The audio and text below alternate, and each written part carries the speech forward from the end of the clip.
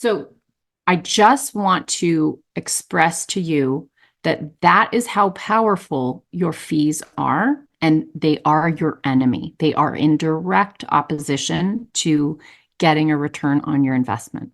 So if you hear nothing else, I want you to just take away the gospel here, which is fees are the enemy. You want your fees to stay as low as possible. And a thing that is powerful for you is that every bit of education you can give yourself, every investment you make into, and I don't mean a financial investment here. It could be, for example, like buying a book on investing, right? Like that, sure, $20. But it could just be time, the time to read that book. P.S. You can get books at the library. It could be the time to read that book.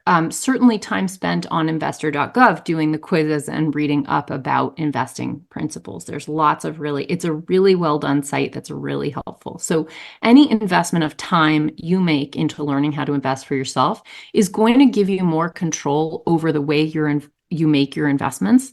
And honestly, you can do it yourself. You do not need to be paying advisors who take fees out of your long-term returns, okay?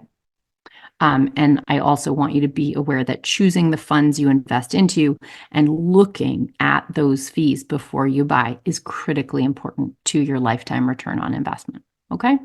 We're talking about getting your money to work for you while you're sleeping. Just do the upfront work of buying the fund that has the lower fee, okay? That's kind of the key.